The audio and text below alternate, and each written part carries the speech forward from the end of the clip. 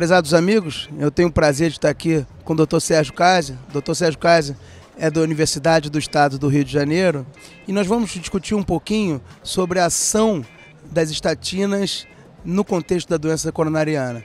Dr. Kaiser, antes de mais nada, muito obrigado por conversar conosco.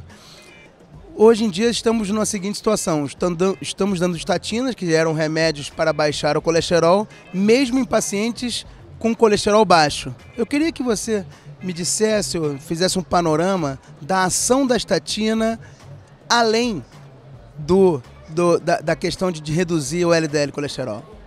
Ok, Bruno, muito obrigado. Bruno, se a gente encarar sob o aspecto histórico, né? As estatinas elas foram descobertas, a primeira estatina foi descoberta em 1972 pelo Akira Endo, um pesquisador japonês, e inicialmente o emprego das estatinas baseava-se na redução do LDL colesterol, né? Os primeiros estudos prospectivos com estatinas foram em pacientes que já tinham doença aterosclerótica e colesterol alto. Depois eles partiram para pacientes que não tinham ainda doença aterosclerótica diagnosticada, mas tinham colesterol alto. E pouco a pouco essa perspectiva, essa visão foi se deslocando do colesterol alto para risco cardiovascular, à medida que se foi percebendo que é justamente a agregação dos fatores de risco no mesmo indivíduo que o torna mais suscetível à doença aterosclerótica, a apresentar um evento aterosclerótico. No entanto, o conjunto de dados experimentais, clínicos, de tratamento, né, genéticos hoje em dia também, todos eles apontam para o papel central do LDL colesterol e, eu diria mais, das lipoproteínas ricas em ApoB, porque entram também os remanescentes de triglicerídeos, né, na gênese da doença aterosclerótica.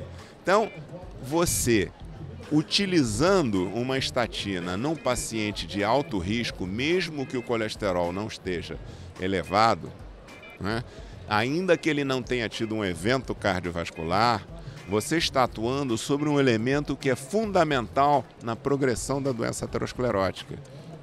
E a presença de outros fatores, o que eles vão fazer? Eles vão ajudar a acelerar a progressão da doença. Então você está atuando firmemente, não é claro que é preciso controlar todos os fatores de risco, porque o efeito é multiplicativo. Entretanto, o papel do LDL é central e a indicação da estatina em doses proporcionais ao risco, ou seja, de acordo com o risco a gente vai usar uma dose moderada ou uma dose mais alta, a indicação da estatina é fundamental no paciente de alto risco cardiovascular, né? Doutor Kaiser, desde a primeira estatina, como o senhor comentou, há cerca de 40 anos ou mais de 40 anos, nós temos novas estatinas muito mais potentes, e eu queria conversar sobre os efeitos adversos das estatinas, que a gente via de maneira muito frequente, que eram mialgias, alterações da CK total, e agora nós temos novas estatinas. Eu queria que você conversasse sobre isso, sobre a evolução das estatinas desde a primeira. Bom, nós temos estatinas hoje, inclusive sintéticas, estatinas de alta potência, que conseguem reduzir até, na média, em 50% os níveis de LDL colesterol. Entretanto, é preciso salientar que existe uma importante, isso as pessoas esquecem, uma importante variabilidade individual na resposta à estatina. Então nós temos pacientes que respondem em média 50%, mas há aquele que pode ter até uma redução de 70% no nível do LDL, e existe aquele que pode ter uma redução bem menos expressiva, né? Os estudos que inclusive demonstraram isso através de gráficos apropriados, chamados gráficos em cascata, em que cada paciente tinha a sua resposta, né, expressa em gráfico, mostrava que até havia pacientes que tinham inclusive elevação do nível de LDL colesterol com o uso da estatina. Muito provavelmente quem eram? Eram pacientes que não aderiam adequadamente à medicação, né? Muitos desses pacientes acabam não aderindo, por quê? Porque têm sintomas musculares. A prevalência de sintomas musculares nos estudos prospectivos é relativamente baixa, né? Mas é interessante, porque esses estudos eles são duplo cegos, ou seja, nem o médico, nem o paciente sabiam se eles estavam sendo alocados para estatina ou para um medicamento de placebo, né? Quando o paciente passa a utilizar o medicamento, surge um fenômeno curioso que é o efeito nocebo. O efeito nocebo que é o paciente lê a bula e aí ele começa a sentir tudo que a bula diz que ele pode sentir. Então, a prevalência de sintomas musculares pode, inclusive, aumentar significativamente na vida real. Existem estudos observacionais que sugerem que há uma prevalência até superior a 30%. E é hoje muito difícil você, na verdade, distinguir o que é um sintoma muscular verdadeiro do que é um efeito nocebo.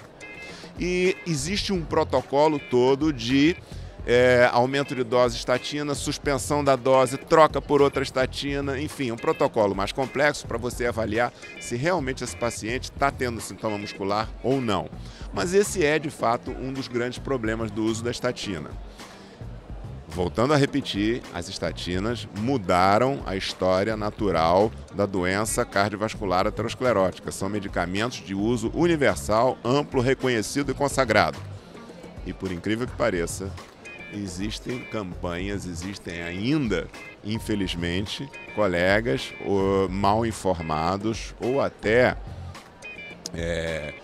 mal intencionados, não é só aqui no Brasil não, é no mundo inteiro isso, e que procuram, digamos assim, diminuir a importância ou desqualificar a importância da estatina no controle ou na prevenção cardiovascular.